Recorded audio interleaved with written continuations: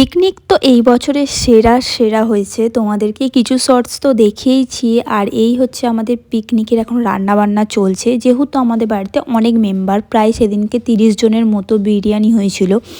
আর এই বিরিয়ানির যে স্ট্রাকচার আর কি, যেটা দমে দেওয়া হয়, সেটার জন্য যে প্রিপারেশনটা, সেই সব কিন্তু কাঠের উনুনে করে নিয়ে এসে আর এখানে কিন্তু গ্যাসের মধ্যে চাপানো হবে। আর এখানে দেখো লেয়ারিংগুলো করা হচ্ছে। আর আমি যখন এটা ফেসবুকে পোস্ট করেছিলাম যে বিরিয়ানির আর কি বেরেস্তা আলু, তখন সবাই লিখেছিল বিরিয়ানির আলু পুড়ে গেছে, বেরেস্তা পুড়ে গেছে, হ্যান ত্যান। তো সবাইকে বলে রাখি, যদি ওখানের কোনো ভিউয়ার্স আমার এই ভিডিওটা দেখে থাকো, তো বিরিয়ানি একটুও টেস্ট খারাপ হয়নি, খুব সুন্দর খেতে হয়েছিল আমাদের বিরিয়ানি। আর এই হচ্ছে আমাদের সেট আপ, আজকে ছাদের মধ্যেই সব কিছু হবে। রান্নাটা হয়তো নিচে হয়েছে, কিন্তু এখানেই। তারপরে আমরা সবাই মিলে খুব আনন্দ করলাম, বেশ কিন্তু জমজমাট একটা পিকনিক বলা যায়। রাত যেহেতু অনেক হয়েছে, তাই জন্য বাচ্চা বাচ্চা পুচকেগুলোকে আগে বসিয়ে দেওয়া হয়েছে, কারণ ওরাই প্রথম। পিকনিকটা দারুণ